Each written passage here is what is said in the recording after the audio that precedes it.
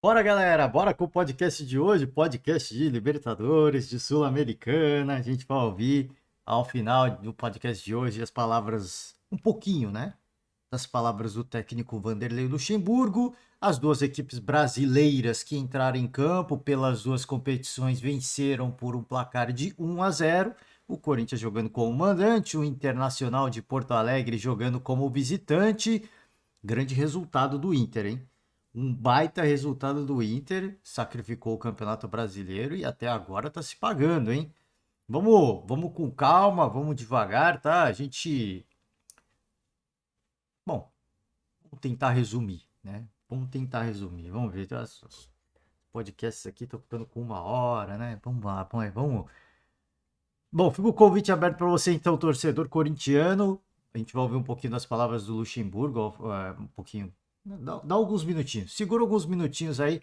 Eu vou tentar fazer tudo em menos de 20 minutos, tá? Até chegar a coletiva de luxo.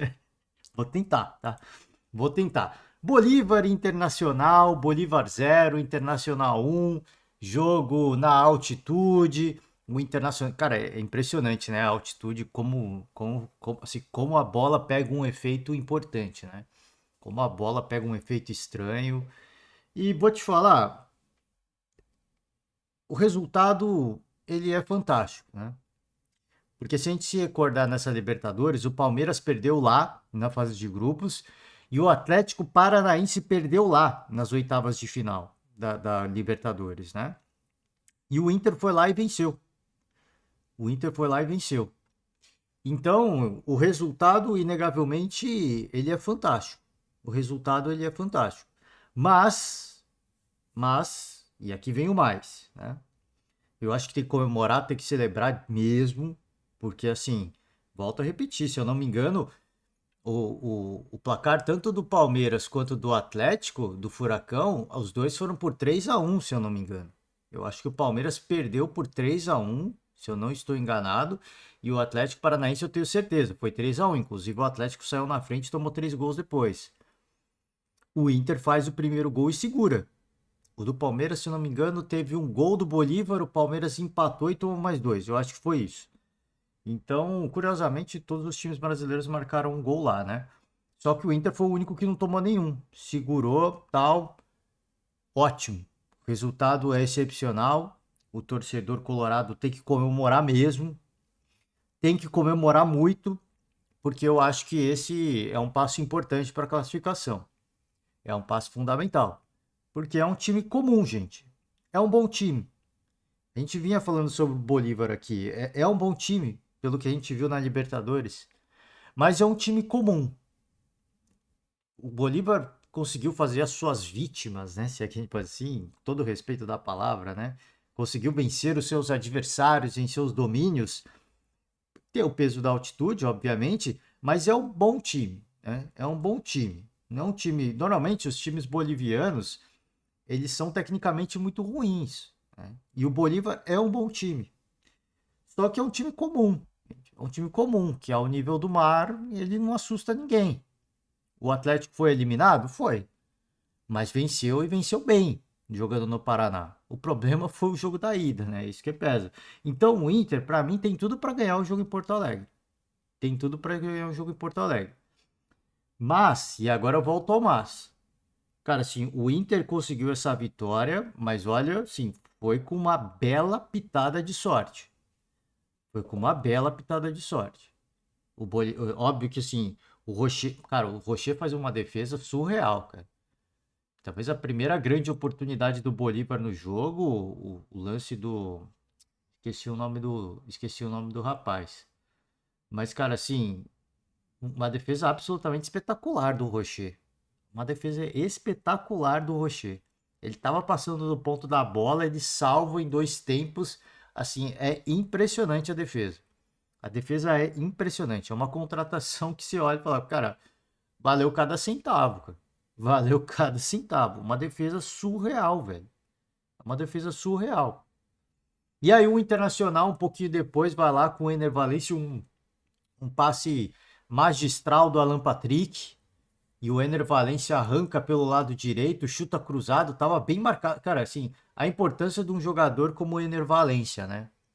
que vinha sendo até um pouco questionado por não marcar tantos gols, mas na hora que precisou, o Rocher foi decisivo e o Ener Valencia foi decisivo. E o Alan Patrick foi decisivo também, na minha opinião, né?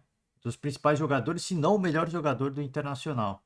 Então ali um lançamento, lançou o Ener Valencia pelo lado direito, ele disparou ali no contra-ataque, estava bem marcado, tinha uma bela cobertura, ele chutou cruzado, faz um gol ali no comecinho lá, cerca, quase um pouquinho mais de 15 minutos de jogo, e ficou por isso mesmo, para o Internacional, né? Ficou por isso mesmo. Teve mais uns dois bons contra-ataques, o Inter não aproveitou.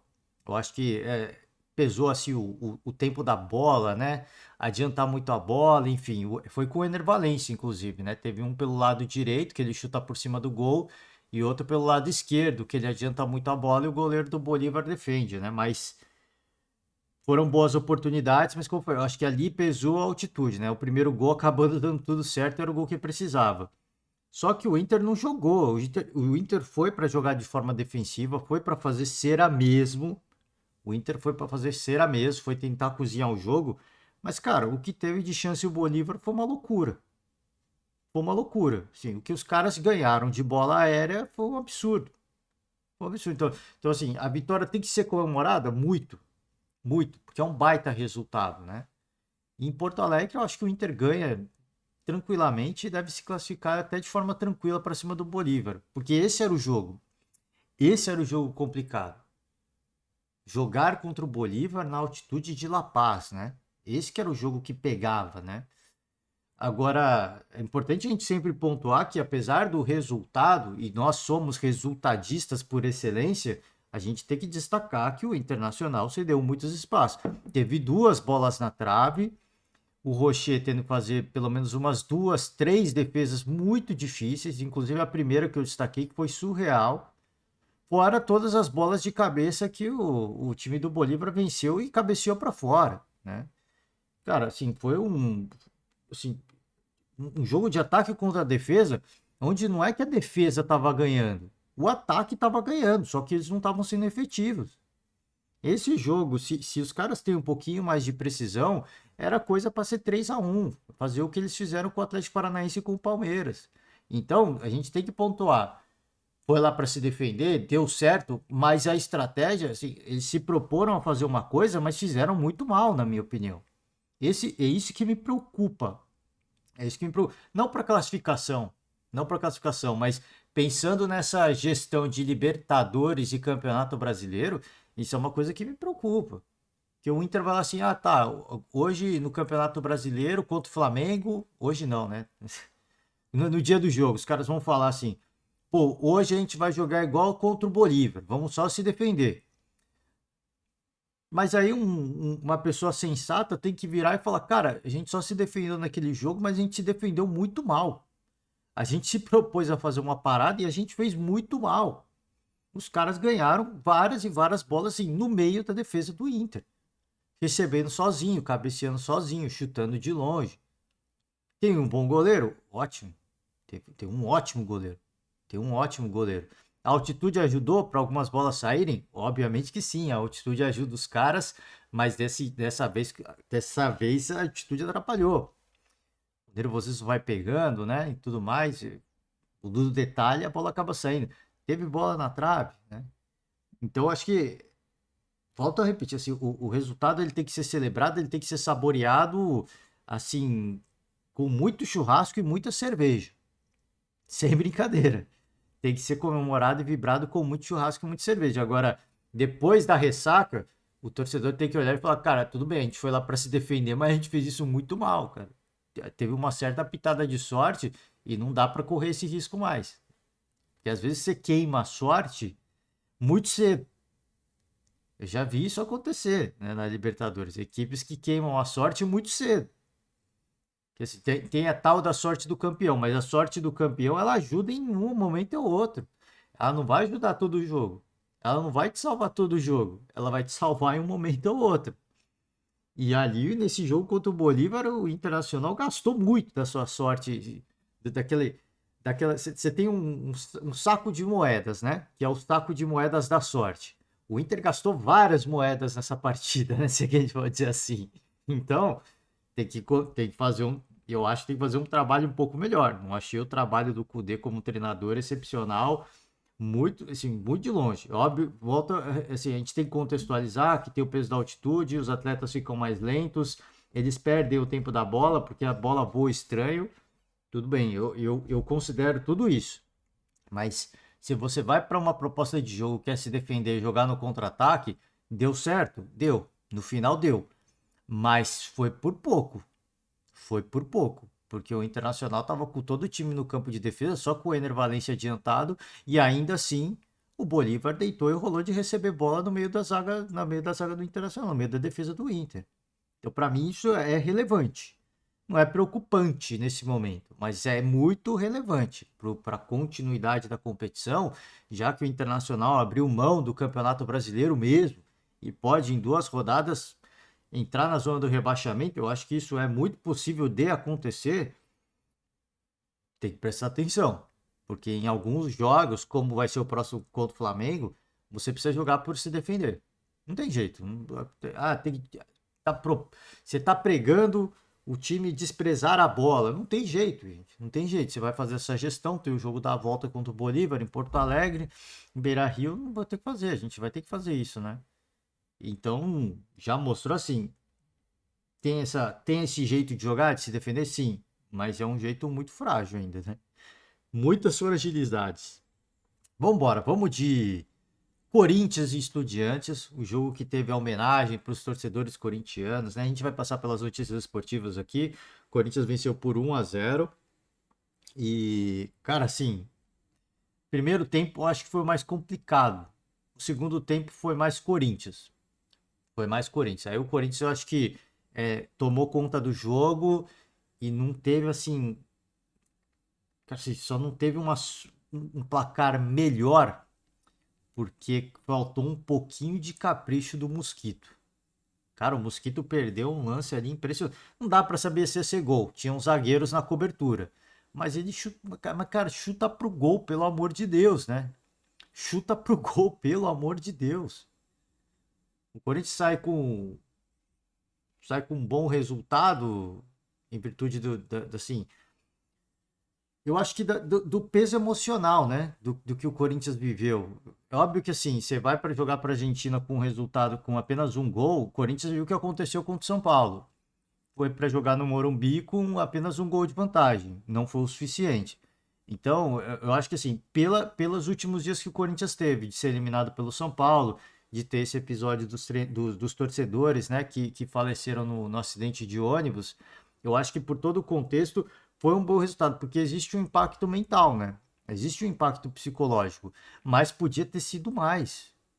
Inclusive, ter um pênalti que para mim foi escandaloso que não foi marcado a favor do Corinthians. O tal de Lolo, né, o zagueiro do Estudiantes, ele meteu uma mãozão na bola mesmo. Na minha opinião, ele meteu a mão na bola. Ali é imprudência pura. Eu não acho que foi deliberado, mas é imprudência pura. Acho que ele bateu até com as 2 mãos na bola. Ele deu um tapa com uma mão e deu um tapa na outra. Foi, pô, isso aqui é futebol, é peteca, né? Porque até onde eu sei, uma mão só, sem querer, mas foram as 2, cara. E assim, eles nem foram revisar. Então acho que o Corinthians foi até prejudicado. Esse pênalti para mim foi muito pênalti, independente a intenção, cara, assim, você pode não ter intenção, você também não pode ser destrambelhado, né? Isso é um jogo de futebol. Você não pode ser destrambelhado. É uma coisa que eu sempre falo. Acidente sem querer também é pênalti. Sem querer também é pênalti. Enfim, não foi marcado. E aí o Mosquito, para mim, acho que teve. Deixa eu falar do primeiro gol, né? O Gil faz o primeiro gol ali, pouquinho. Curiosamente também, como do Internacional, né? Um pouquinho mais de 15 minutos. Um cruzamento, cara, assim. Cruzamento na medida. Na medida. Eu acho que foi do Rojas, né? Eu acho que foi do Rojas o cruzamento. Se não me falha a memória. E o Gil, ele dá a volta ali na marcação, né? Pelo lado esquerdo, ele dá a volta assim na marcação e chuta sozinho, né? Que leitura do Gil. Ele tava assim mais para trás, a marcação tava meio xoxa, os caras estão vindo a bola chegar, o Gil deu a volta por trás e fez o gol. Belo gol do Gil. E, e aí o primeiro tempo ficou mais. Foi um pouquinho mais tenso porque o Estudiantes deu uns sustinhos. Deu um susto. Inclusive, teve uma cobrança de falta que eu não sei o que aconteceu com o Cássio. O Cássio bugou. O Cássio bugou. Uma cobrança de falta, a bola bateu na trave e ela caprichosamente vai nas mãos do Cássio. Mas, assim, eu não sei o que aconteceu no lance. O Cássio, ele não tava vendo a bola. A bola bateu nele e ele meio que toma um susto. Foi muito estranho. Eu não sei que o Cássio tava olhando. Porque ele não tava olhando pro lance, né? Eu não sei se ele tava olhando alguma coisa na lateral, se estava acontecendo alguma coisa, se ele achou que não estava autorizado a cobrança. Sim, foi um lance de muita sorte. Um lance de muita sorte. A bola vem, viaja, bate na trave e ela vem quicar no braço do Cássio. E aí ele toma um susto e pega a bola. Se vocês não viram, eu faço o convite para vocês reverem esse lance. É muito curioso. Eu não sei eu não sei o que aconteceu. Depois, Cássio, não sei o que aconteceu. Acho que ele não estava desligado. Eu acho que talvez ele não tivesse entendido que era para recomeçar a partida. Já estava autorizada a cobrança. Mas deu muita sorte ali, tá? Ele depois fez uma boa defesa e tudo mais, né? E aí eu acho que no segundo tempo a grande chance do jogo foi essa do Mosquito, uma jogadaça do Romero pelo lado esquerdo e ele rola a bola pro Mosquito que, cara, tá entrando em velocidade na grande área e chuta por cima do gol, cara. O goleiro tava vendido na jogada, porque ele foi tentar, ele foi ali pro canto direito, né, do canto direito dele para tentar interceptar o Romero, que tava entrando infiltrando pelo lado esquerdo.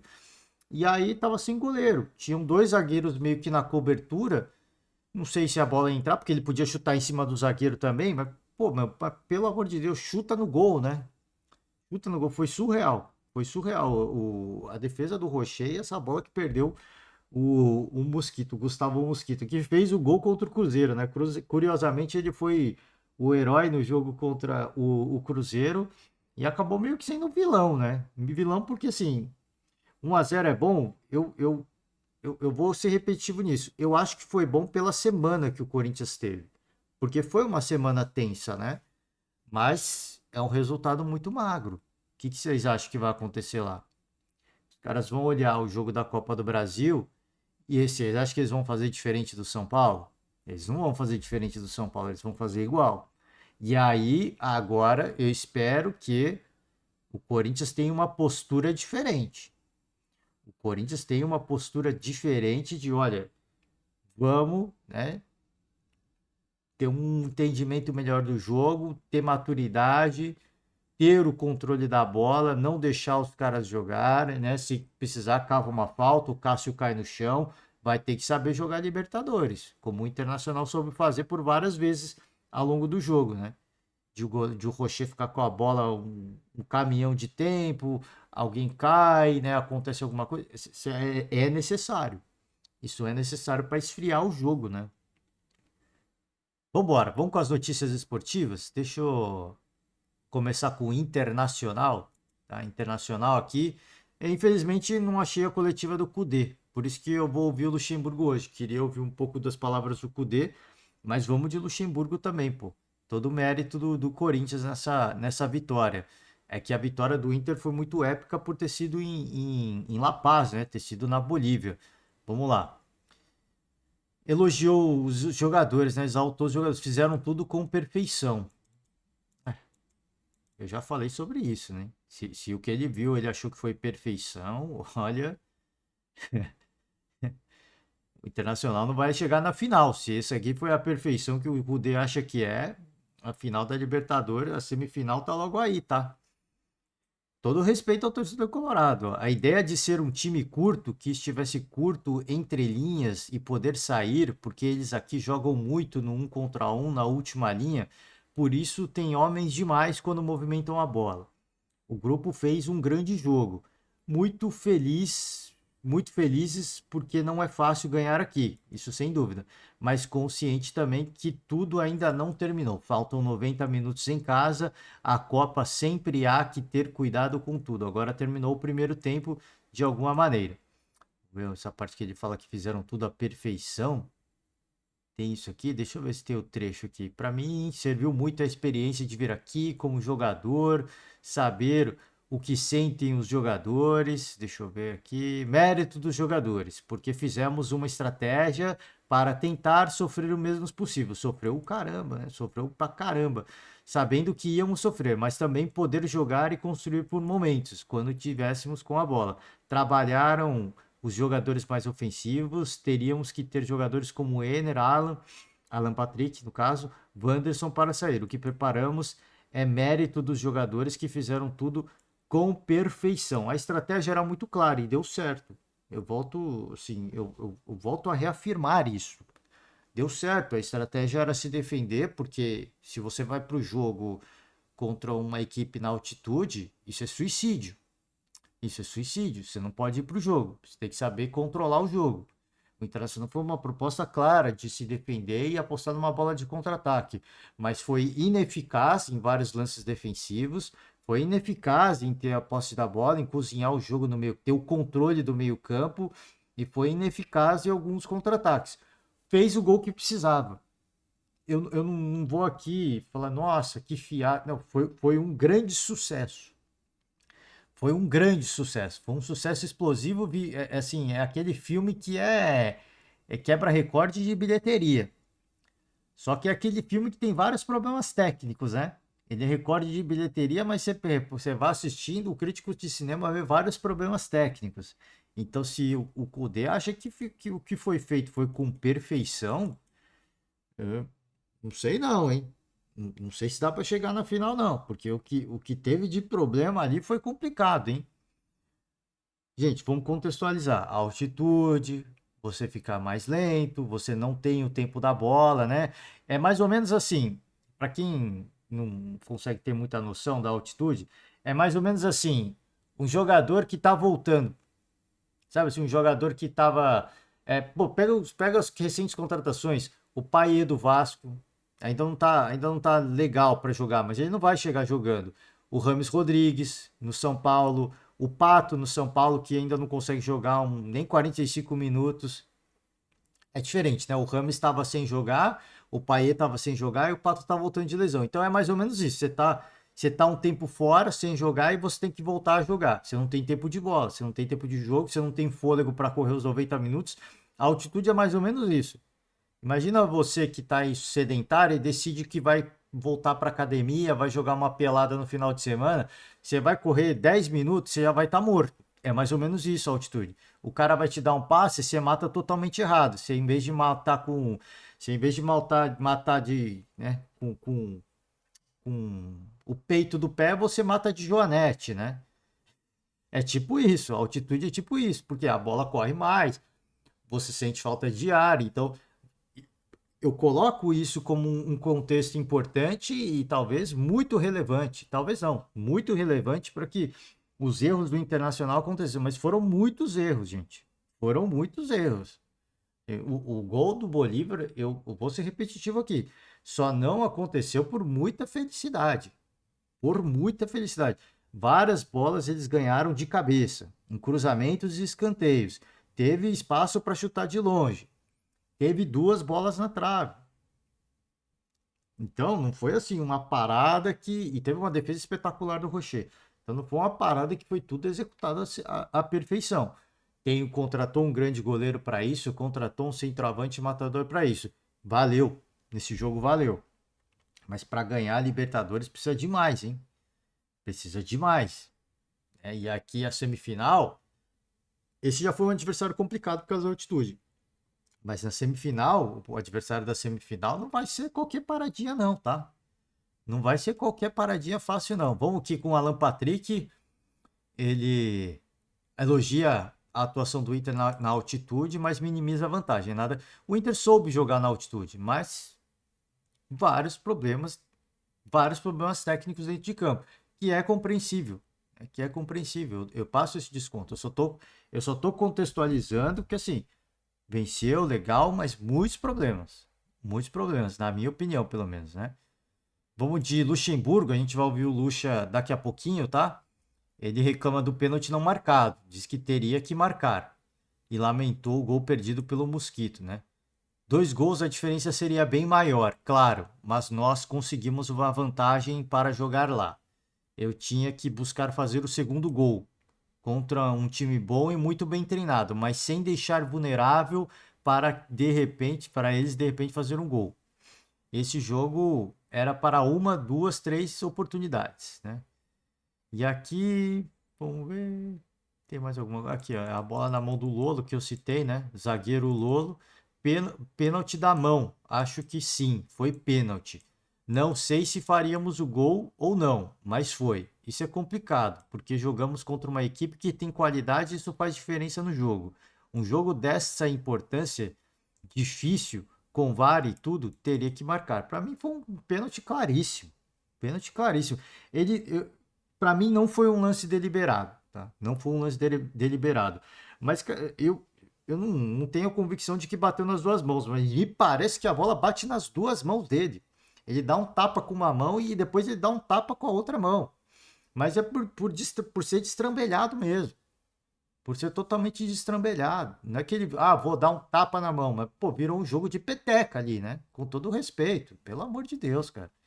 Né? Vamos lá, com as homenagens da torcida corintiana, né? Eles fizeram alguns minutos de silêncio, né? Cada minuto homenageando um dos torcedores que veio a falecer, né? Cara, foi muito legal, foi muito bonita, né? O torcedor corintiano costuma fazer festas muito bonitas, né? Vamos lá aqui, peraí, deixa eu ajustar o zoom. Tá. Todas as notícias do GE, não sei se eu falei antes, mas aqui algumas imagens, tá? Corinthians homenageia vítimas de acidente com balões pretos na arena. O próprio gramado também teve uma homenagem singela. Nas bandeirinhas de escanteio, o pano geralmente é na cor branca, mas usado nessa terça-feira excepcionalmente foi na cor preta. Antes da bola rolar, a arena teve 1 minuto de completo silêncio, por alguns segundos até com as luzes apagadas. No setor das organizadas, os torcedores começaram o jogo sentados, sem cantar nada, e assim se mantiveram por alguns minutos. Aqui a bandeirinha de escanteio, né? No sétimo minuto de jogo, a maior homenagem. O telão anunciou e os torcedores levantaram as bexigas pretas em sinal de respeito. As organizadas cantaram os nomes de cada uma das vítimas antes de o tributo virar festa direcionada ao Corinthians. Muito legal, cara. Muito legal a homenagem prestada pelo torcedor corintiano. Aqui a galera que estava no busão, né? Então, muito bacana, gente. É até estranho, né? Começa o jogo, a torcida silenciosa, parece que até um protesto, não, era uma homenagem, né? Muito legal, cara. Muito legal mesmo. A torcida tá de parabéns, porque foi um negócio bonito. Foi uma homenagem bonita, tá? Vamos, para finalizar as notícias esportivas, duas notícias do Flamengo, tá? Uma relacionada com o Corinthians, o Flamengo faz consulta o Corinthians para enfrentar o Atlético na Neoquímica Arena, porque o Maracanã vai estar fechado para reparação do gramado. O gramado do Maracanã está em situação bastante calamitosa, né, pela quantidade de jogos. O Vasco da Gama fez o seu último jogo lá também, o que prejudica, que já não era bom, ficou pior, né? Então o Flamengo consulta o Corinthians para o uso da Neoquímica Arena. Eu não sei se vai acontecer essas consultas, a gente sabe como é que é, gente. É só uma consulta de valores, tá? Antes que você se pergunte, alguns torcedores rubro-negros pensam, que absurdo, né? Jogar na casa do Corinthians. Calma, é apenas uma consulta de valores. O Mané Garrincha em Brasília surge como outra opção, mas o Flamengo aguarda a resposta do clube. Fora que assim, o Corinthians tem que liberar, né? Eu acho que tem que liberar. Você vai, assim, é melhor você alugar o espaço para uma outra equipe que vai lotar a casa. Você não tenha dúvida. O torcedor rubro-negro que mora em São Paulo vai lotar a casa. Então é muito melhor você alugar a sua casa do que você deixar o negócio lá né, e você só gastar dinheiro com a manutenção, né? Enfim, vamos ver. E às vezes a vaidade fala alto nesses casos, né? Vamos de Pedro, né?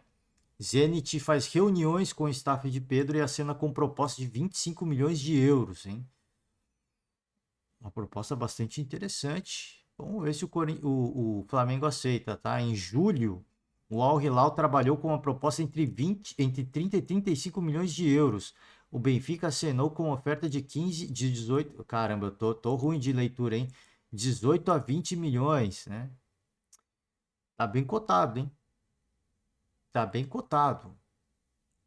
Não sei se o Flamengo vai. Assim, o Flamengo várias vezes negou prontamente qualquer tipo de ofensiva para a contratação do Pedro. Eu acho muito difícil que agora eles mudem alguma coisa, tá? Acho muito difícil. A menos que o Pedro fale, ó, quero sair mesmo, e aí rola um bem bolado, né? O Flamengo é um clube que não precisa vender, mas se o cara não quer jogar também, dá para fazer um bem bolado para todo mundo sair feliz, né? Vamos ver. É isso, tá, gente? Pô, eu falei que ia tentar falar, passar pelas notícias esportivas com até menos de 15 minutos, 15, 20 minutos, sei lá, né? Mas passamos bastante. Vamos pedir perdão ao torcedor corintiano que estava no aguardo, mas agora vamos embora. Vamos embora. Arena Web, canal da Arena Web. A gente sabe que os as coletivas das competições internacionais, né? É complicado, né? Por causa de direito de imagem, né? A Conmebol não deixa, tem um tempo para você divulgar qualquer tipo de imagem, né? Então é mais complicado. É mais complicado. Então por isso que eu sempre faço esse pedido aqui para você, torcedor, que nos acompanha, se inscrever no canal da Arena Web, né? Curtir o vídeo para dar uma moral. A galera traz o conteúdo e ajuda a gente, né? E ajuda a gente a ouvir as coletivas aqui com vocês. Então, mais uma vez, fazendo o convite para você, torcedor, fã do esporte, né? Simpatizante, curtir, se inscrever no canal, primeiramente, curtir o vídeo e vamos embora, hein? Vanderlei Luxemburgo. As coisas. Então, 2 gols, obviamente a diferença é bem maior, né? Eles teriam que fazer 2 gols para levar pênalti e fazer 3 para poder, né, conquistar o resultado. Mas cara, nós conseguimos uma vantagem para jogar lá. E assim, com todo respeito, a gente fala sempre as perguntas, né, cara?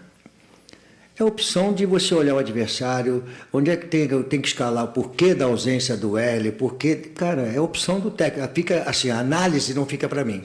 Fica para vocês analisarem se eu fiz certo ou fiz errado. Eu não tenho que chegar aqui, porque você olha para o adversário, você tem que dar uma olhada. Eles jogaram fora de casa, aí eu vou dar um dado que eu vou dar para você. Sem linha de 5, segunda vez que eles jogam fora na Sul-Americana, fora de casa, com linha de 4. Então eles tentaram jogar por dentro. Então você tem que analisar o que o adversário vai fazer, qual a possibilidade que ele tem, para você poder escalar. Se começa de uma maneira que você começa vulnerável, se você perceber, a entrada deles por dentro é muito forte. Foi o que mais nós trabalhamos, foi a entrada deles por dentro, porque os 2 meia deles, eles entram em cima dos 2 atacantes. Entram constantemente. E eles ficam posicionados tentando receber essa bola nas costas. Então, saber isso aí. Então, eu respeito. Tu sabe que eu discuto, mas eu respeito as perguntas. Eu só gostaria que fosse democrática. A pergunta toda ela procede e a resposta também procede, né? O Hélio não entrou porque a opção foi uma outra opção em função das circunstâncias que se apresentou para nós, eles mudando de 3 zagueiros, com 2 laterais passar constantemente, para uma linha de 4, fortalecendo mais o meio-campo, entendeu? Então, para mim, foi essa a mudança da outra. Qual foi a outra pergunta que você fez, hein? De 1 gol para 2 gols. Cara, assim, eu tinha que buscar fazer o segundo gol, e o time deles é bom, é um bom time, muito bem treinado, e não deixar o time vulnerável para eles, de repente, fazer um gol. E nós tivemos, aí vem o seguinte, esse jogo é para quantas oportunidades? 1, 2, 3, né? Nós tivemos a chance de fazer o segundo gol. Mas o mesmo cara que deu o empate para nós lá contra o Cruzeiro, hoje não deu, e aí faz parte do jogo de futebol. Eu acho que a estratégia que não deu certo contra o São Paulo no primeiro tempo, eles ganharam de 2-0, depois no segundo tempo nós melhoramos, deu uma melhorada. Hoje ela, para mim, funcionou, nós conseguimos botar uma vantagem, uma boa vantagem, para levar para o jogo de lá, e vamos jogar o próximo jogo. Antes de jogar o próximo jogo, nós temos que jogar em casa, o jogo do Campeonato Brasileiro, e depois vamos ver o que a gente vai fazer. Vamos lá. Ele. O Luxo é engraçado, né? O Luxo é engraçado. Ele fala. Como é que ele falou? Ele fala assim: a análise é vocês que tem que fazer, né? Do porquê que não jogou o Wesley, por exemplo, né? A análise é vocês que tem que fazer. E eu respeito, né? E eu respeito a pergunta, né? Eu respeito a pergunta, mas ele reclama da pergunta, né? É curioso. Então, a análise, o repórter, o jornalista que tem que fazer, e ele provavelmente fez análise. Eu não sei quem perguntou, né? Eu não sei quem fez a pergunta. Muito provavelmente ele analisou, fez a pergunta e aguarda a resposta do Luxemburgo para justamente refinar a sua análise, né? Ter uma análise um pouquinho mais refinada, né? Imagino eu. Imagino eu. É engraçado, né? É engraçado. Mas é padrão do Lucha, tá? Ele sempre, quando ele é perguntado por que ele muda o esquema tático, por que ele pôs um, não pôs o outro, ele fica um pouquinho irritado com a pergunta. É normal. O que ele fala, acho que é mais importante a análise da resposta dele em cima do que ele falou, né? As mudanças são feitas com base no comportamento das equipes, de como o Estudiantes joga, né? Ele fala que os atacantes, como é que ele falou? Eles ficam tentando o... Ai, cara, esqueci o que o Lucha falou, né? Que os caras ficam, os atacantes ficam atacando, é o meio-campo, pô, eu esqueci agora, peço perdão pro torcedor. E aí ele muda, ele escolhe, ele faz trocas em função do como ele imagina que o Estudiantes vai se comportar e como o time começa a se comportar com a bola rolando. Obviamente que tem que contextualizar essa gestão do calendário, né, de quem você vai usar, contra quem você vai usar, se a Sul-Americana é prioridade, se o Campeonato Brasileiro é prioridade. Ele fala do jogo contra o São Paulo que não deu certo, mas ali achei que isso não cabe nessa resposta. Achei que isso não cabe nessa resposta porque agora o jogo foi na Neoquímica. Ali contra o São Paulo foi no Morumbi. Então, assim, existe um contexto. Opa, peraí, deixa eu pôr para carregar aqui.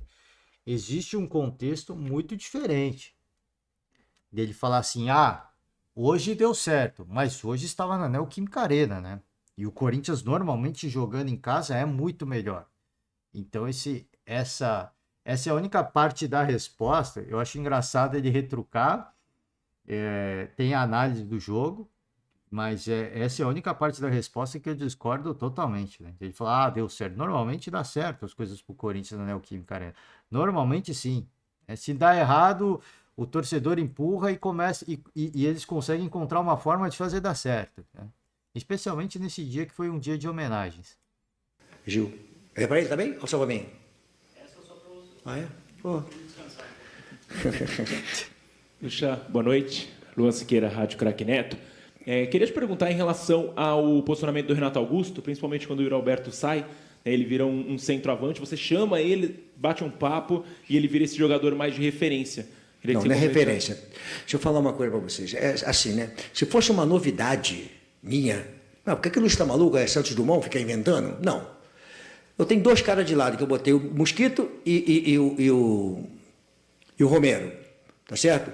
Quem é que apoiava bem o jogo do time deles? Os dois laterais apoiavam constantemente. Onde é que estava vulnerável? Nas costas do lateral. Deixa... Mas se você me pergunta, eu não consigo olhar nem para você estar olhando minha resposta, cara, fica complicado. Então, qual era a ideia? Renato mastiga bem a bola. Mastiga bem a bola. Então era ele chegar um pouquinho mais para a intermediária e achar a bola nas costas do lateral para ter uma disputa mano a mano com o Romero, que disputou uma bola com o zagueiro. Ele conseguiu passar à frente, foi a bola do Mosquito, acho que não fez o gol, daquela que o Romero ganhou. Então a minha ideia era isso.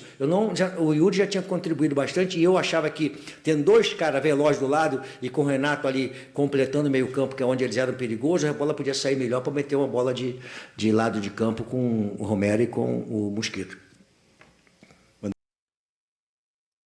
A pergunta foi de colocar o Renato Augusto como referência, né? E aí ele falou, não, não, não. E aí no final ele meio que acaba falando que foi isso mesmo. O Lucha é um personagem, né? É um personagem, mas ele explica ali a ideia do, daquele momento do jogo, né? Ele cita até a jogada do Mosquito. Não dá para dizer que deu certo, foi, enfim, deu certo uma jogada, né?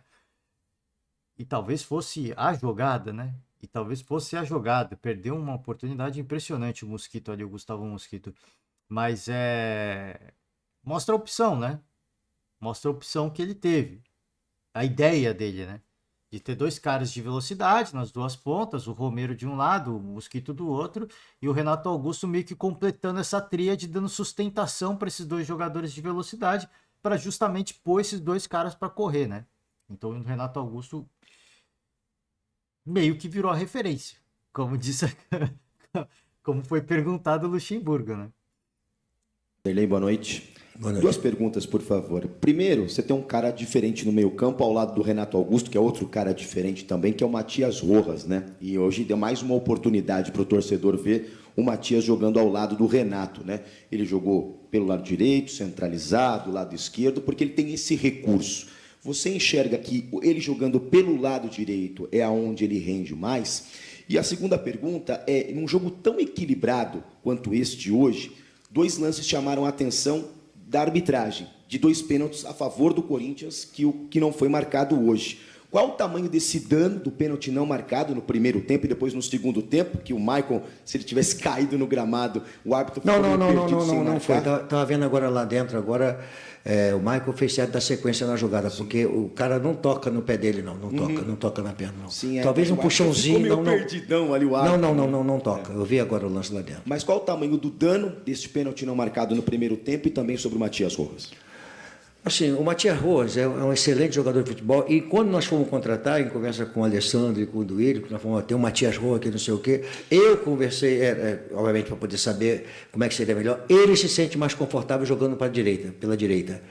Ele consegue jogar, ele falou, eu consigo jogar nas três posições no meio campo, por dentro, pelo lado esquerdo e pela direita. Eu usei ele hoje no lado esquerdo, um pouquinho.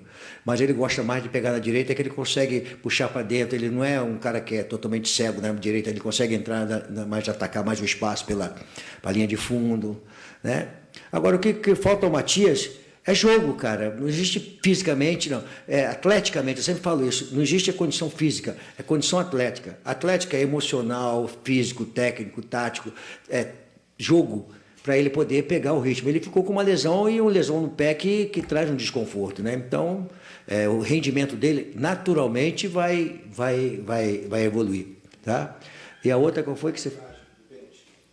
Eu acho assim, o pênalti de mão, eu acho que aí sim foi pênalti, eu acho que aí faz uma diferença. Não sei se a gente ia fazer o gol, não, mas a possibilidade de fazer o gol era muito grande. Então, acho que aí isso faz uma diferença num jogo tão complicado, né? Porque você vai jogando com a equipe que tem qualidade. Se botar uma bola para dentro, o Fábio foi importantíssimo. O primeiro lance do jogo ali, que o Fábio fez a cobertura do Murilo ali, o Murilo fez a cobertura do Gil e o Fábio fez a cobertura do Murilo por dentro ali, que deu um carrinho no cara. Se eles fazem aquele gol ali, seria mais complicado, que eles jogam muito bem fechados.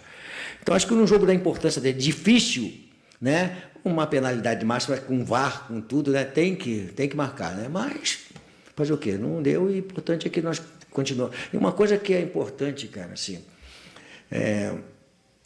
os argentinos, quando apitam uma falta, vai 5, 6 jogadores no juiz, não é isso? Ou vem 5, 6 jogadores. Eu, em momento algum, falei para os jogadores, no momento em que nós entramos no Old Boys, ficamos tentando sair para a discussão com eles, aí um lance único, eles foram lá e fizeram um gol na hora que a gente estava discutindo com eles. Cara, deixa eles, que eles são, é a característica do time argentino, eles sabem fazer isso, eles sabem fazer essa manha, eles vão aqui, vão ali, provocam para aqui, provocam para ali, é um ambiente que eles se sentem bem. Eu não tenho que entrar naquele ambiente. Eu tenho que estar no nosso ambiente de jogo com a gente, cara, para a gente fazer aquilo que nós temos que fazer. Se você entrar no ambiente deles, aí é complicado. Bom, vamos... Só para encerrar, né? Só para encerrar. Foi perguntado primeiramente sobre o Matias Rojas, né?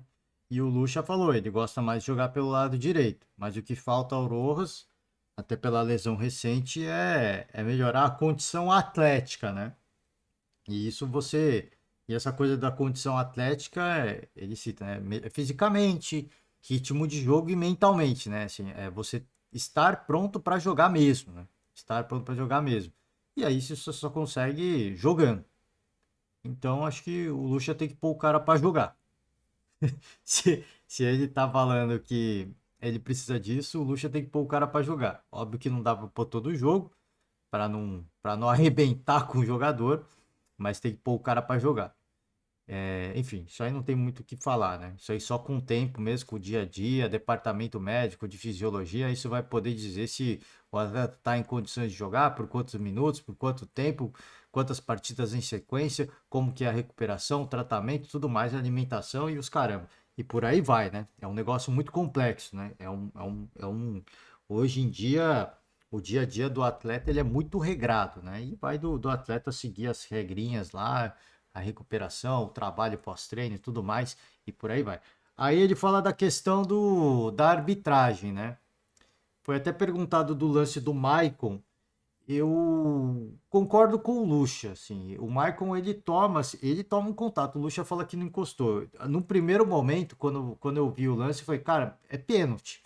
Mas como o Maicon não caiu, foi meio que como o rapaz perguntou, né? Como o Maicon não caiu, talvez a arbitragem não tenha dado nada. Depois veio, quando mostra o replay, aí eu falei, pô, não foi nada.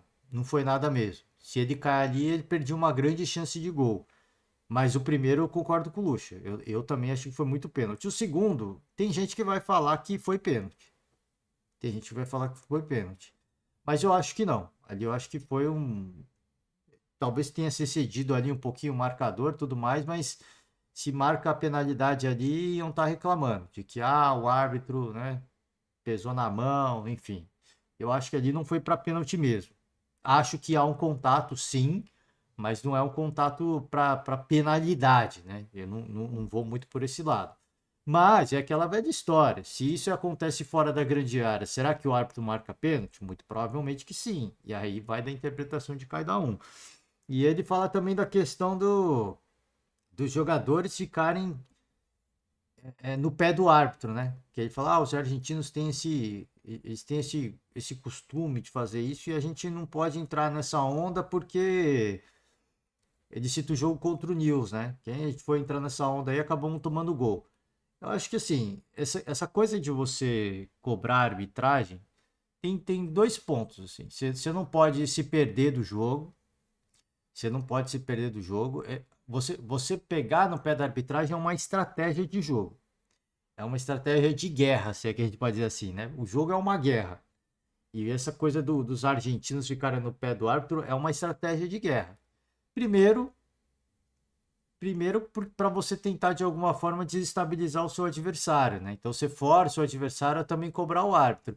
E os caras vão se desconcentrando do jogo e eles sabem disso, né? Eles fazem isso de forma deliberada.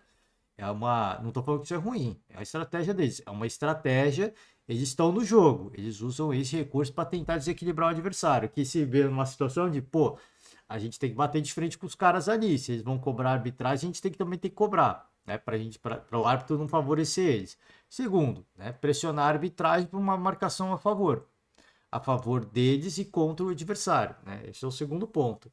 E é uma coisa que o Luxemburgo falou, e eu concordo em partes, é justamente isso. Se o time, pô, se for entrar nessa guerra mental e o time não está preparado, não está focado para isso, é um lance perigoso. Porque isso te diz, cara, isso te traz uma distração desnecessária na partida. Só que eu acho que você tem que ir para esse embate, né? Eu acho que você tem que ter alguns jogadores, e o Corinthians tem muitos jogadores experientes, eu acho que esses jogadores experientes têm que ter esse papel de, cara, ser os caras que vão cobrar a arbitragem, ser um cara chato que nem, com todo respeito ao Hulk, ser um cara meio chato como é o Hulk, né? Numa Libertadores, você vai encarar um time como o Estudiantes, né? Como o Nils, os caras ficam no pé da arbitragem o tempo inteiro. Você precisa ter um outro cara, não precisa ser todo mundo, mas você tem que ter um cara para ficar lá também, ó. Olha aí, ó. Põe mão na bola lá, você não deu nada, agora falta no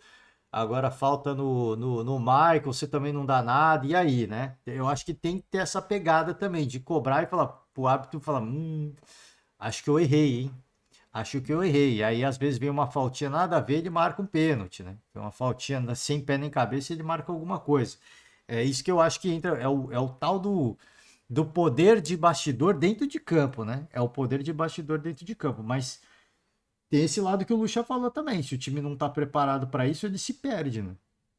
Ele perde a concentração no jogo. Então é um balanço difícil, né? É um balanço delicado. E se você focar em jogar bola,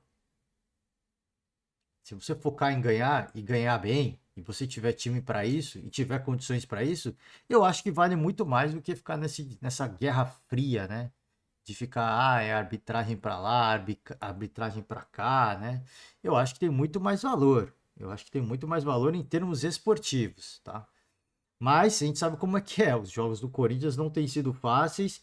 E eu acho que entrar nesse jogo mental de você falar com a arbitragem, de pressionar, tentar ganhar um cartão amarelo contra os caras, né, para deixar alguém pendurado, cobrar um pênalti que não foi dado, para depois ele não dar ele dar um pênalti nada a ver. Eu acho que tudo isso faz parte do jogo e é necessário para uma competição internacional, né?